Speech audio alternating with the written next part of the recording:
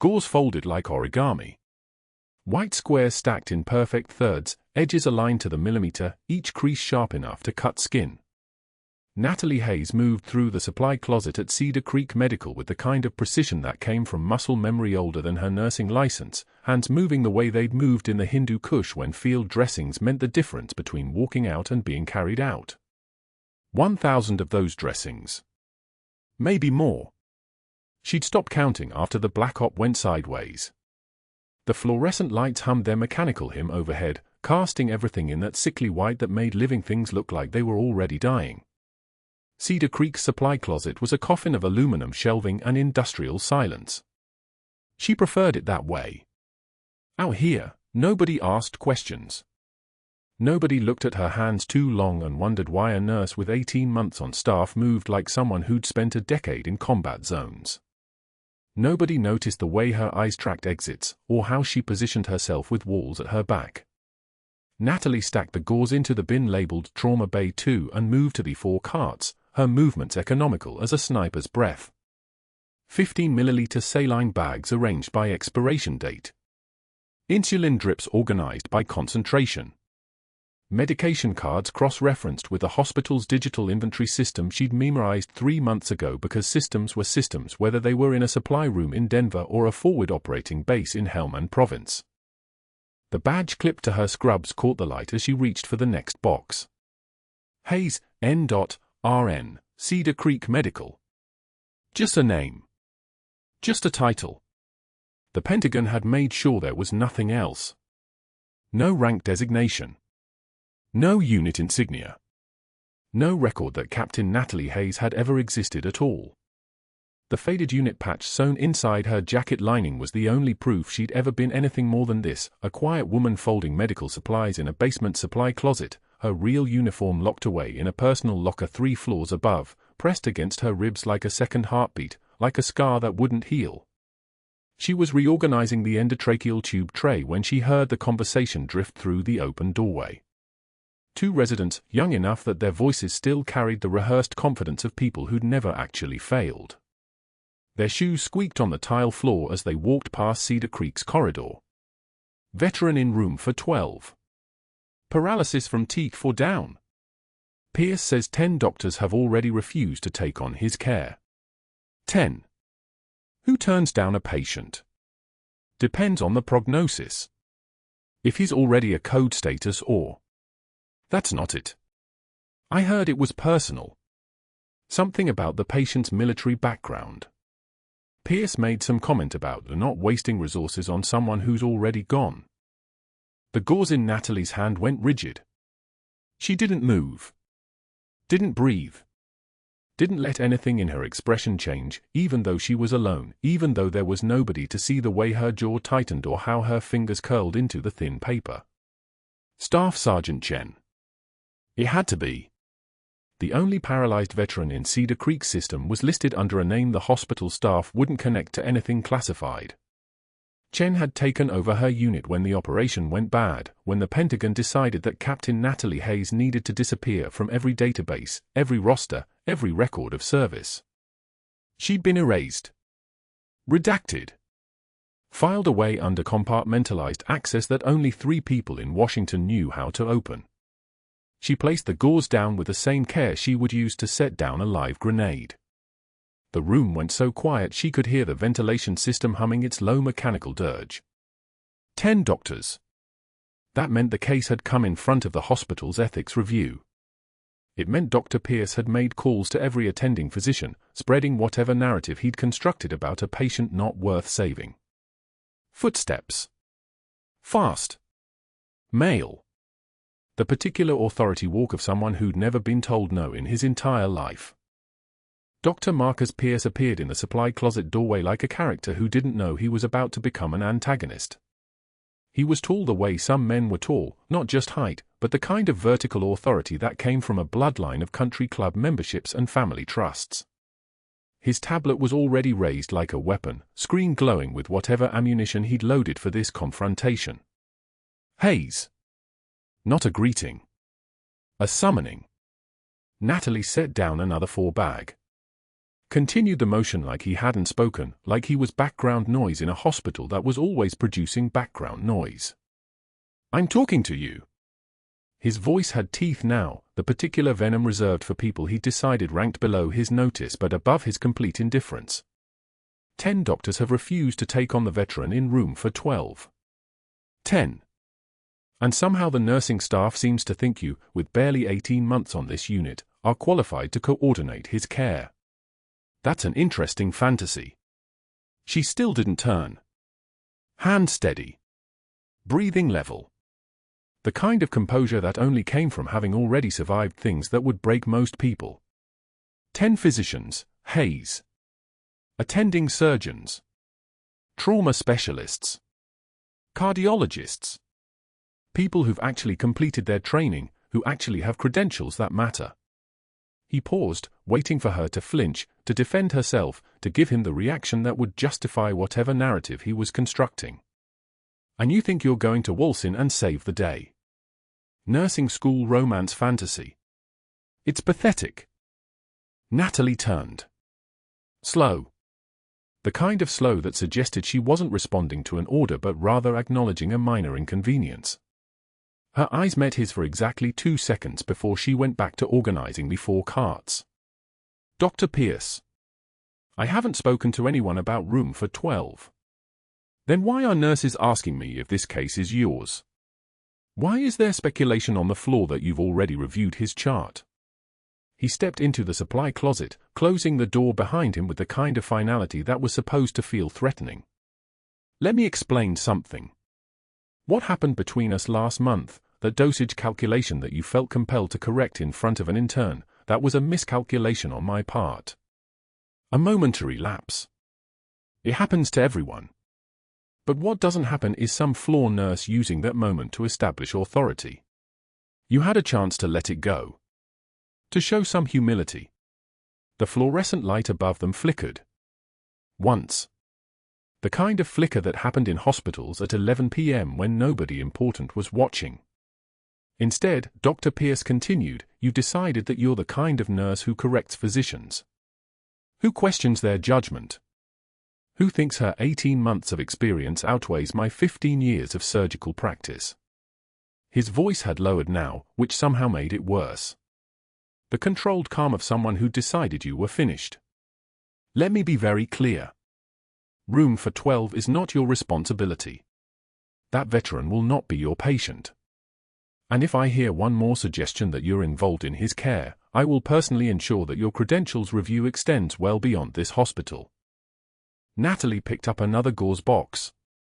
Began unpacking it. Her hands moved with the kind of precision that came from having performed this same action 1,000 times in worse circumstances, in places where mistakes didn't result in credential reviews but in body bags. I understand, Doctor. Do you? Because it seems like you don't understand much beyond the scope of what you're qualified for. He turned toward the door, paused with his hand on the frame. That's the problem with people like you, Hayes. You assume that loyalty to your unit, or your training, or whatever military fantasy you're clinging to, translates to authority here. It doesn't. You're a nurse. You follow protocols. You take orders. You don't deviate. Is that clear? Crystal, Doctor. He left. The door swung shut and the supply closet returned to its fluorescent silence. Natalie waited exactly 30 seconds before she moved. Her hands had stopped shaking by then. They always did.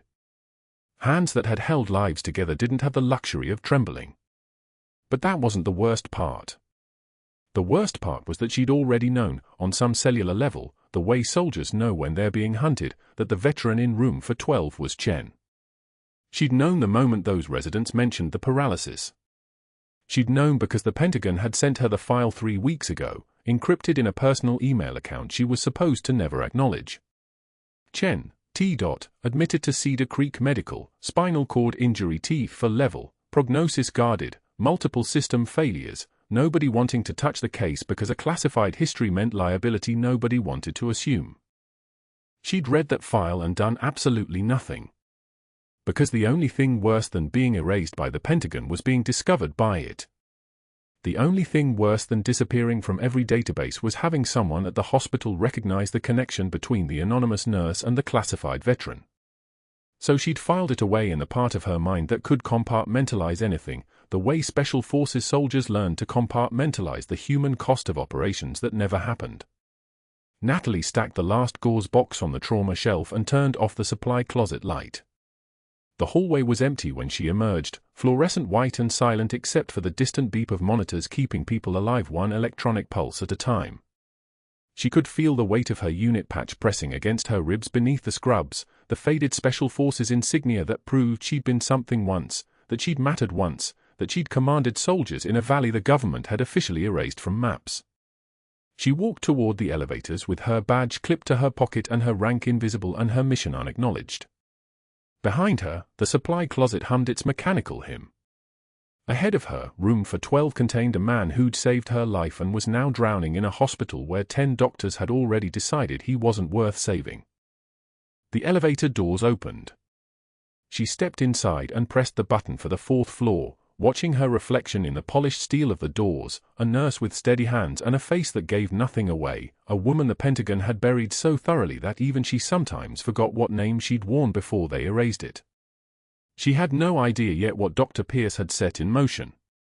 She had no idea that his petty vindictiveness would become the lever that moved the entire apparatus of the military-industrial complex. She had no idea that within 5 hours, everything would change, and the woman she'd buried would finally get to come home. But standing alone in that elevator, watching the floor numbers climb, she did know one thing: 10 doctors had refused to save Staff Sergeant Chen. That made 11 who would.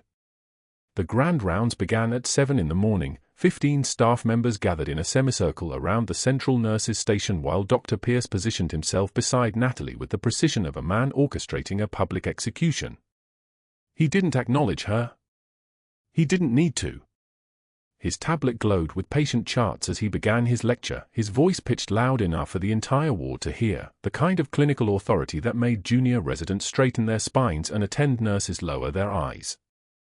"Scope creep," he announced, gesturing broadly at the assembled staff. "It's one of the most dangerous phenomena in modern medicine. Personnel, well-meaning personnel, certainly, who overestimate their qualifications and begin making clinical decisions that fall outside their training and institutional role." Natalie stood motionless 3 feet away, her arms crossed, her face a blank slate. The fluorescent lights overhead cast everyone in the same institutional pallor, but she seemed to absorb the light rather than reflect it, becoming more shadow than substance. When a nurse begins to imagine themselves as a physician, Pierce continued, his eyes now tracking across the room in a way that made clear exactly whom he meant, when they start to intervene in cases beyond their scope, it creates liability. Dangerous liability. It creates the illusion of competence where none exists. He turned slightly, letting his gaze linger on her for exactly 2 seconds before turning back to his audience. The veteran in room for 12 requires a physician coordinator. Plural physicians have already reviewed his case.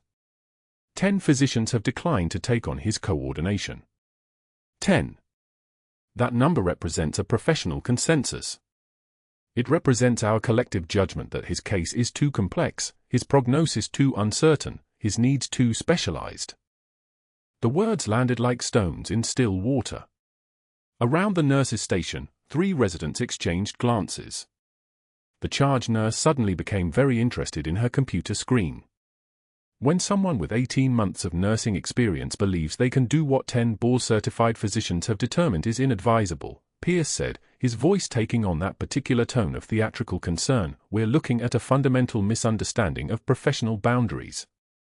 And that kind of misunderstanding ends careers. Sometimes it ends lives. He stepped back, letting silence fill the space. Natalie's jaw tightened almost imperceptibly. That was all. No trembling hands. No color rising in her face. No sharp intake of breath. Just a single muscle contracting along the angle of her mandible, the kind of micro-expression that lasted less than a second and revealed everything about the effort it took to remain standing there, absorbing his contempt like a sponge absorbs water. The grand rounds continued for another 20 minutes. Pierce cycling through patient cases while maintaining careful distance from her position, as if her proximity carried contagion. When the group dispersed, staff members filtered past without meeting her eyes. The younger nurses looked away. The residents looked ashamed for a reason they couldn't quite articulate. Natalie remained at the nurse's station, her hand steady as she reviewed medication charts, each line of text receiving the same precise attention she might have given to a critical casualty report in a forward operating base. The work required no conscious thought. Her hands knew what to do. Her mind was elsewhere entirely, cataloguing insults like a soldier catalogues intelligence. By afternoon, the vending machines on the third floor had become the informal gathering place for junior residents during their break times.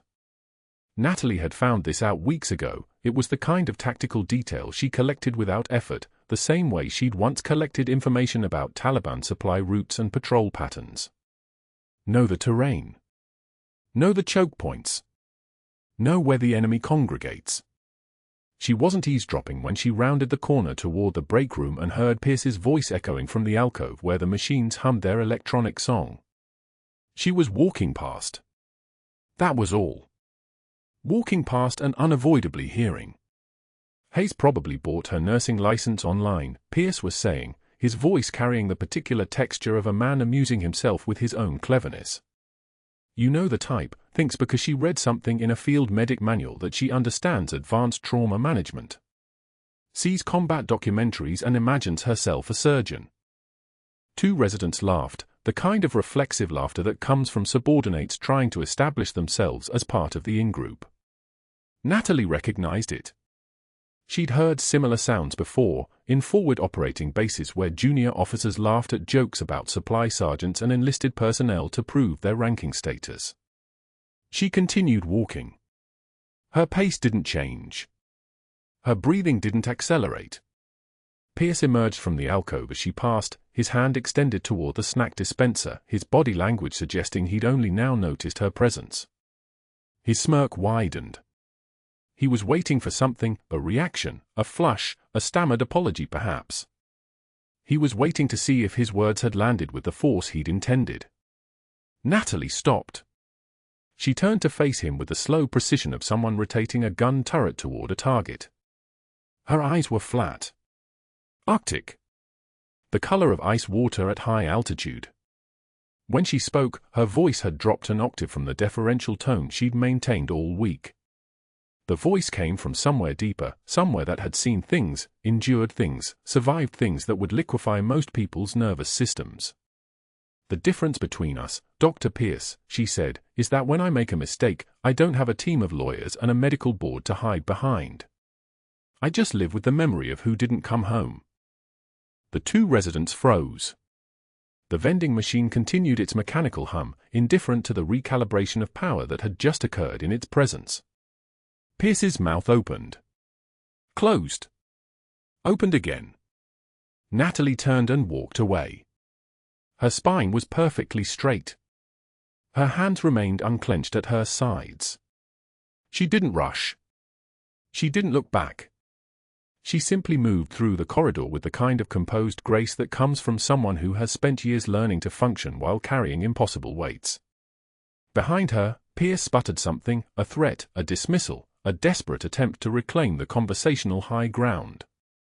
His voice had climbed in register, become reedy, lost the authority that had carried him through the morning's grand rounds. By evening, he'd started calling her Nurse Google in front of other attendings.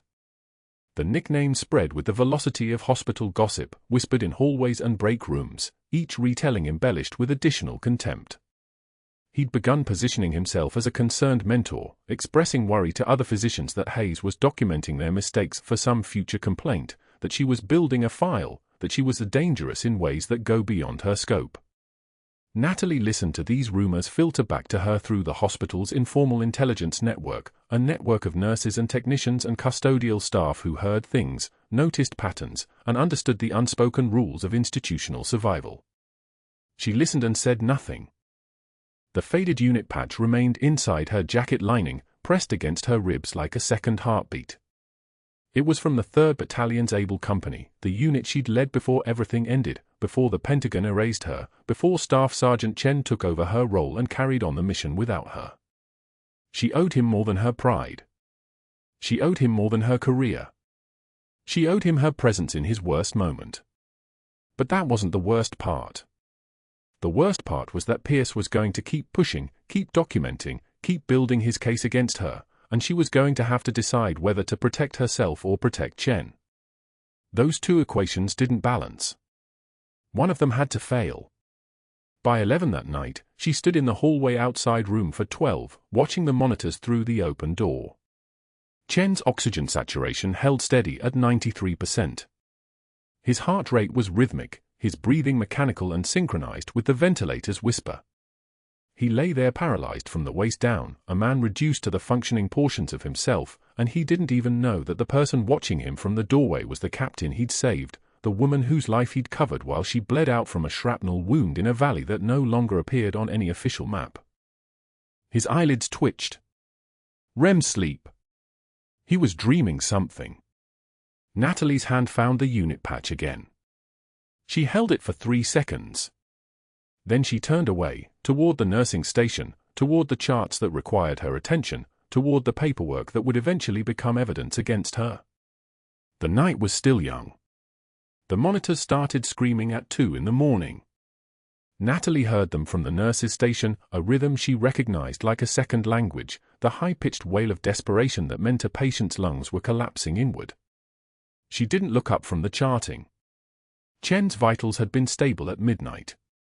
At 1:33 a.m., his oxygen sat had dipped to 94%. At 1:52 a.m., it dropped to 88. At 1:58 a.m., someone finally hit the call button. She was moving before her conscious mind caught up. Muscle memory. Legs that had run through the mountains of the Hindu Kush at 4 in the morning moved the same way now, economical, purposeful, no wasted motion. The hallway between the nurse's station and room for 12 was 32 feet. She covered it in under 4 seconds. Chen's chest was rigid. Not rising. Not falling. Just locked in place like someone had filled his ribcage with concrete. His lips had gone from pink to blue to something that looked like slate. His jugular veins distended so visibly she could see them pulsing at the base of his throat, classic tracheal deviation, the textbook presentation of a tension pneumothorax that had been building pressure for the better part of an hour while 10 different doctors had refused to take responsibility for his care. 10. That number had weight now. "Where's the on-call?" she asked the night resident, who stood in the doorway looking the way soldiers looked when they first saw combat, frozen, observing, useless. "He's in surgery. Can't be reached for another."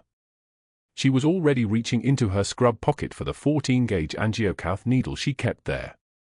The same pocket where she kept her trauma shears with the faded unit call sign stamped on the handle.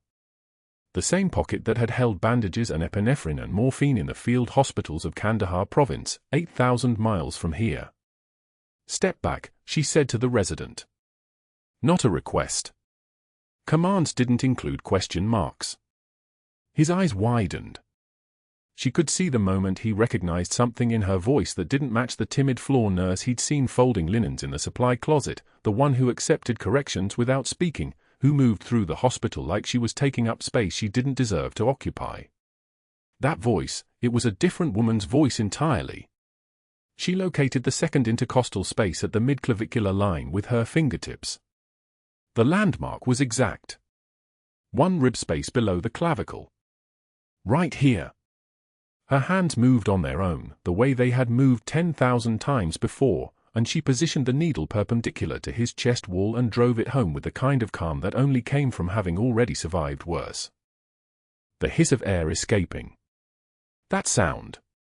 She would never forget that sound because it was the sound of a man getting his lungs back. The sound of pressure releasing like someone had finally opened a pressure valve before the entire system exploded. 40 seconds from the moment she entered the room to the moment Chen's chest started rising again, color returning to his lips like someone was painting life back onto a canvas. "Get me a chest tube kit," she said. 18 French. "And find whoever's on call for thoracic." Not a suggestion. The resident moved. Probably because she'd used the voice again, the voice that came from someone who had ordered men into active fire zones, who had made life-and-death decisions with the weight of 12 lives depending on her judgment, who had learned that hesitation killed faster than bullets. She worked with methodical precision. Sterile field. Local anesthetic, 1% lidocaine, 5 milliliters, not 10. Blunt dissection through the fascia with a hemostats. The chest tube slid into place with the kind of smooth insertion that looked simple only because of the thousands of hours of practice layered underneath it. Within 3 minutes, air hissed out through the drainage system. Her hand steady. Her breathing even. Her eyes tracking the oxygen saturation monitor as it climbed, 75. 82. 88. 92. 96% and holding. Sinus rhythm on the monitor. Regular as a metronome.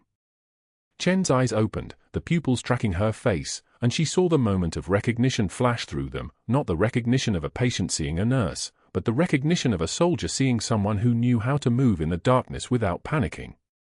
"You're stable," she said quietly. "Stay there." She documented everything. Time of symptom onset, approximately 1:36 a.m. Time of intervention, 2:04 a.m.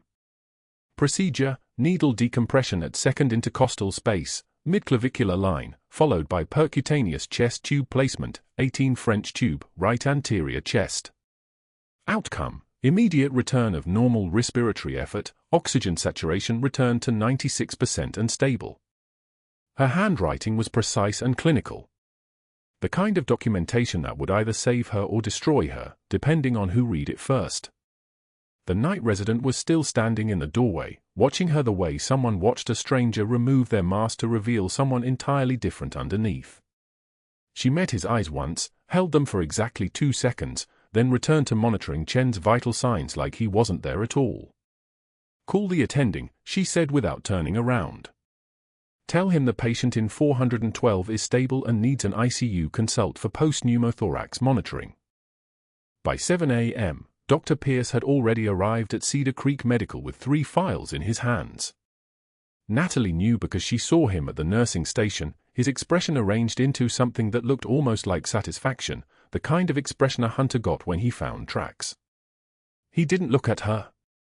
He looked at the administrative supervisor, and then he looked at the charting she had filled out with her own careful, meticulous handwriting, every word a confession of what she had done.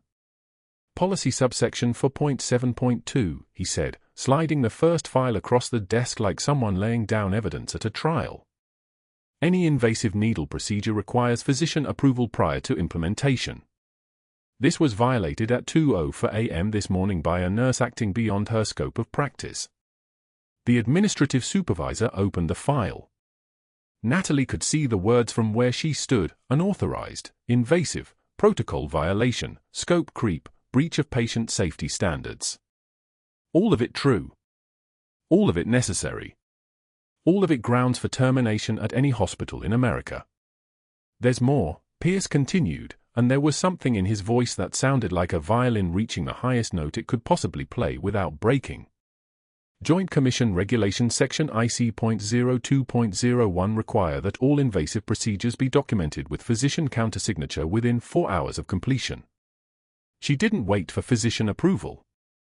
She didn't get countersignature.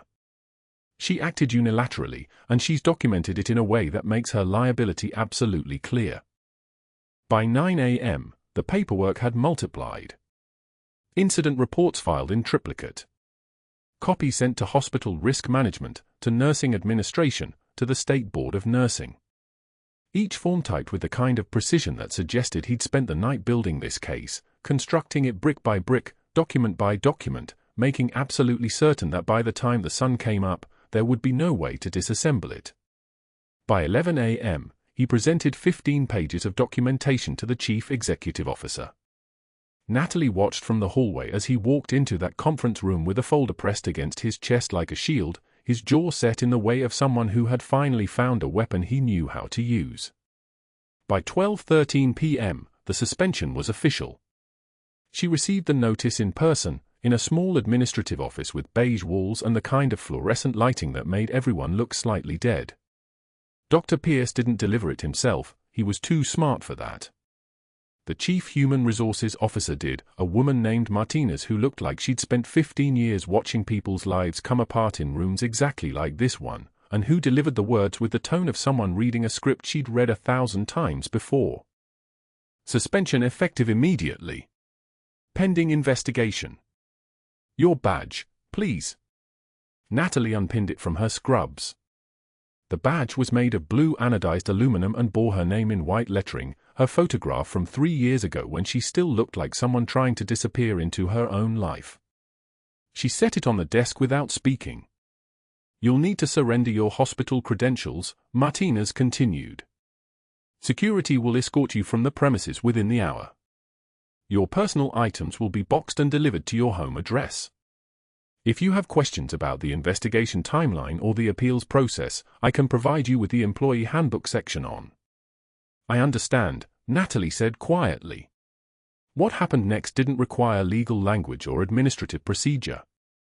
What happened next was the quiet destruction of the careful life she had built, the version of herself she had constructed from borrowed identities and false names, and the desperate hope that if she just stayed small enough, quiet enough, invisible enough, nobody would ever have to know what she had done in the mountains or who she had been when the world was watching.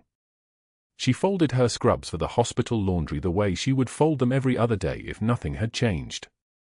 Each sleeve creased with precision. The faded unit patch sewn inside her jacket lining pressed against her ribs like a second heartbeat, a captain's insignia in thread so old it was barely visible anymore, the only physical proof she had ever been anything other than this. By 7 a.m., Dr. Pierce had typed 3 separate incident reports. Each one sat on the hospital administrator's desk like a prosecution's opening statement. Unauthorized invasive procedure. Violation of protocol for point 7.2. Scope creep endangering patient safety. The words were precise, methodical, the work of a man who understood that paperwork could be a weapon just as lethal as any scalpel, and infinitely more deniable. He'd cited the regulation himself, subsection 4.7.2 of Cedar Creek Medical's procedural manual required physician approval for any needle intervention. Any. He'd highlighted the word 3 times in yellow marker, then forwarded all 3 reports to the hospital's legal department with a note that read, pattern of reckless behavior by RN staff. Recommend immediate investigation. By noon, Dr. Pierce had made a call to someone at the Joint Commission, he never said who, but the timing was deliberate. Within an hour, a formal suspension notice appeared in Natalie's personnel file, citing federal regulatory violations and mandating immediate investigation. Not dismissal yet. That would take time. But suspension meant no badge, no access, no way to treat patients or even enter the building without written authorization. It was exile dressed in procedural language. The hospital CEO's office called at 2:56 p.m. Natalie was in the break room folding a paper cup when the message came through security, report to administrative conference room at 3 p.m. She knew what was coming. The knowing didn't change anything. Dr. Pierce stood when she entered the conference room, flanked by the hospital CEO and the security director, a man with the stare of someone who'd spent 20 years removing problems from buildings. 3 against 1, which was the civilized version of what institutional power looked like.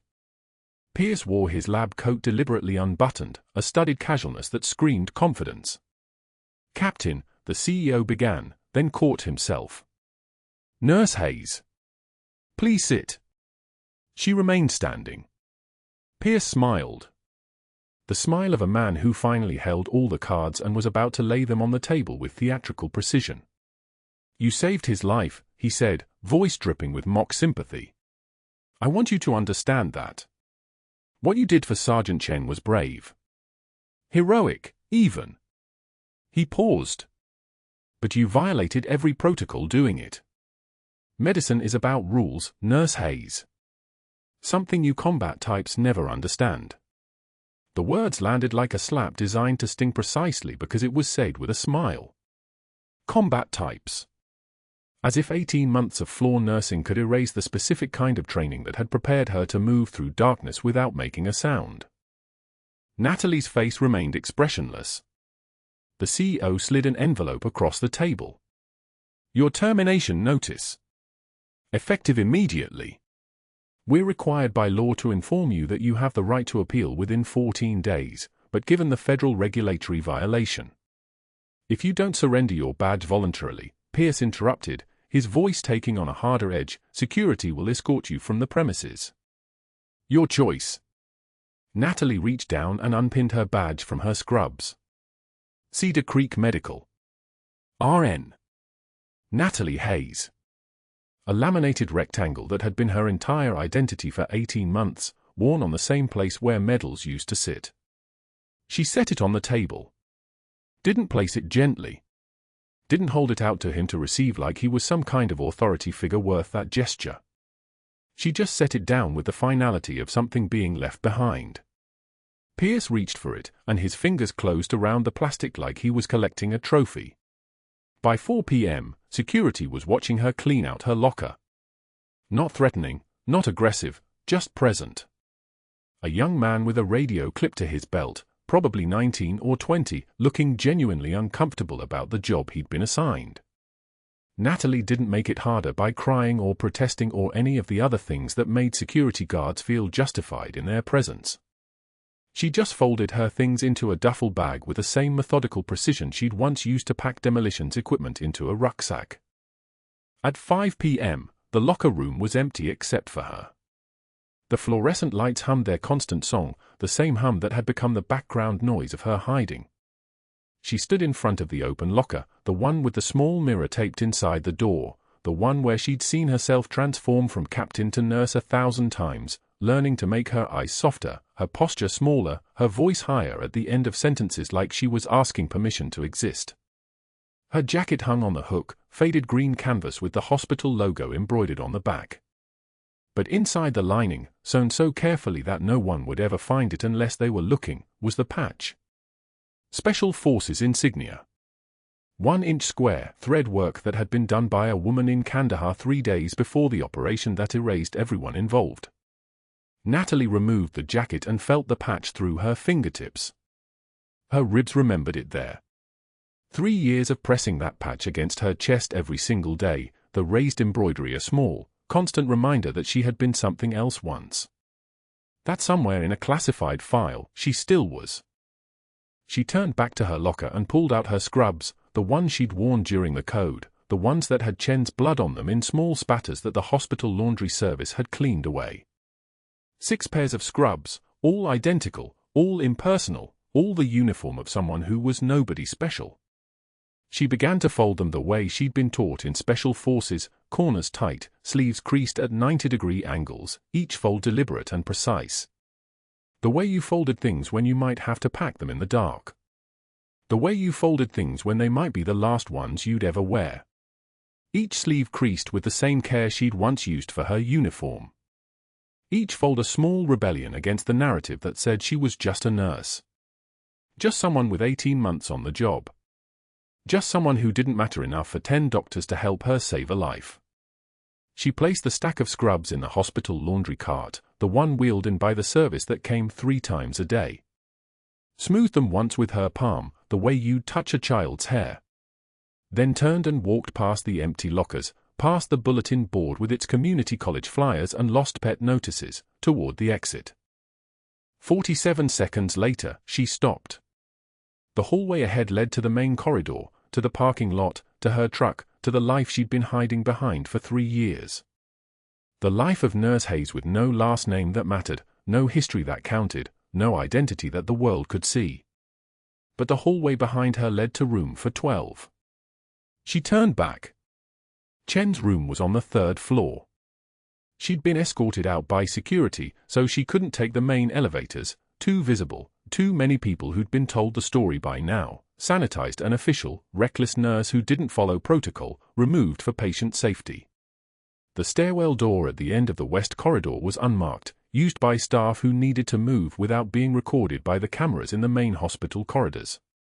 The stairs smelled like industrial cleaner and something underneath it, something older, fear, probably. Fear left a residue that no amount of bleach could remove completely. 3rd floor.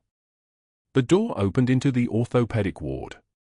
Natalie was in civilian clothes now, jeans, a dark jacket that covered anything military, no badge, no ID, but she moved through the hallway with such absolute certainty that no one questioned her. Certainty was a kind of invisibility. People saw confidence and assumed authorization. She'd built a career on that principle.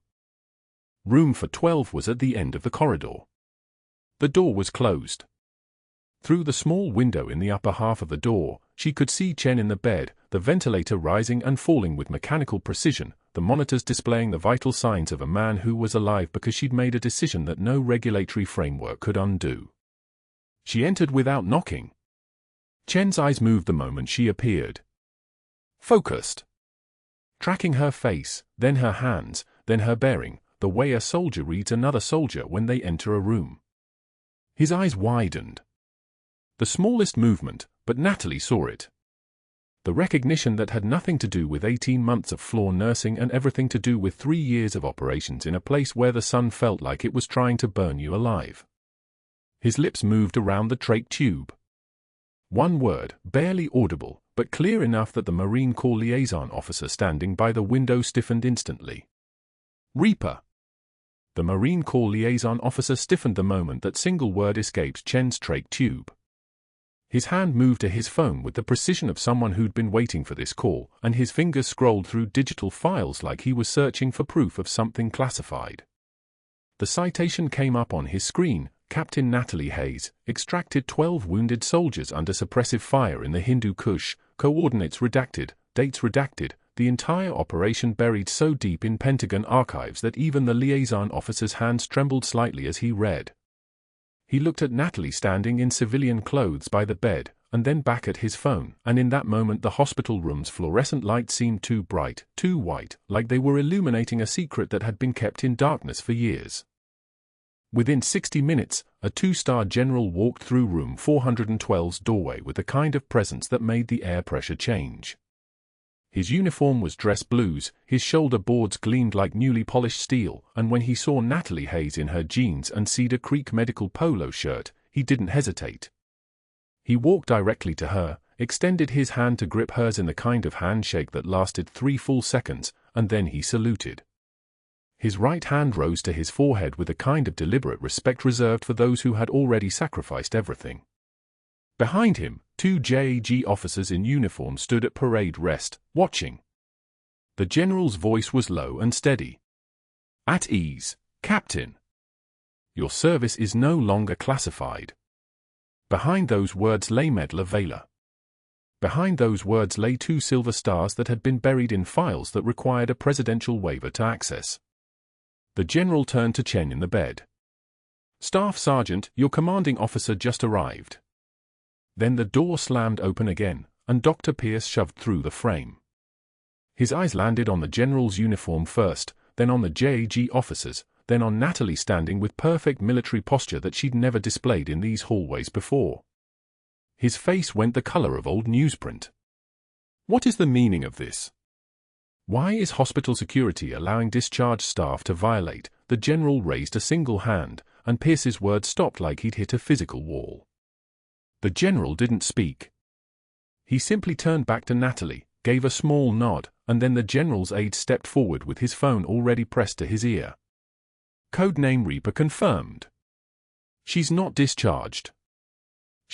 But before he could finish the sentence, another figure appeared in the doorway. Marcus Webb. Hospital IT Director. Navy veteran with a tattoo of the USS Porter on his forearm and a thumb drive in his right hand like he was holding evidence of something that would reshape the entire building's future. Marcus Webb was tall in the way that former enlisted men are tall, shoulders that took up space, eyes that had seen equipment screens in combat operations centers. He held the thumb drive up so everyone in the room could see it. "Dr. Pierce," he said quietly, "you attempted to delete security footage of Staff Sergeant Chen's code at 2:14 a.m. this morning." "Attempted. Not succeeded. I recovered every frame. Every single frame." The silence in the room became a living thing. Pierce's mouth opened and closed. No words came out. Marcus turned to the hospital's CEO, who had materialized in the doorway behind the general's aide, and continued in the same flat, measured tone. He altered timestamps on 2 incident reports to backdate them prior to the emergency. He invoked hospital policy 4.7.2, knowing full well that a licensed critical care nurse performing field emergency medicine would supersede policy in a life-threatening situation. He filed 3 separate retaliatory documents. And he deleted footage to hide evidence of his pattern of obstruction. The general's expression didn't change, but something in his jaw tightened. The JAG officers exchanged a look that would have sent any lawyer running. What happened in the next 6 weeks played out like a controlled demolition. The State Medical Board investigator arrived on day 3 with copies of every form Pierce had filed, each one now read as evidence of targeted harassment against a decorated officer who'd been operating under federal classification protocols that Pierce never understood. The residents came forward. One by one. The intern who'd heard Pierce tell them that Natalie had probably bought her license on the dark web. The third-year resident who'd been told to document any deviation from protocol, no matter how minor. The surgical fellow who'd been pressured to support the narrative that Natalie's needle decompression was reckless when every cardiac surgeon in the room knew it was textbook emergency medicine. The Joint Commission investigator Pierce had invoked now investigated him for falsifying medical records and pattern retaliatory documentation. Within 14 days, Dr. Pierce's surgical privileges were suspended. His name was removed from department directories. His research funding dried up. Colleagues who'd laughed at his mockery of a nurse Google now submitted statements distancing themselves from him entirely. His attempt to contact other physicians met silence so complete it was almost a physical thing. The final hearing lasted 6 minutes. Medical license suspended pending investigation. Immediate termination from Cedar Creek Medical. All certifications under review. The state board issued a formal censure that would follow his name for the next decade. By the end of the second week, Pierce's career, 15 years in construction, had collapsed in 14 days. Not through violence or dramatic confrontation, but through the simple machinery of truth and documentation turned against him like weapons he'd forged himself. 6 weeks later, Natalie stood in room for 12 wearing scrubs that had Captain Hayes, clinical director, embroidered on the pocket in letters so precise they looked like they'd been laser cut. The hospital had created an entirely new position, Director of Veteran Care Integration, reporting directly to the CEO. Through the window, she watched Dr. Pierce load boxes into a Honda Civic with the movements of someone moving underwater. His hands moved slowly. His face was the color of old concrete.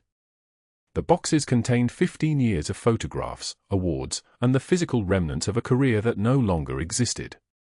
He was headed to Front Range Community College, where he'd been hired to teach CPR fundamentals for $17 an hour.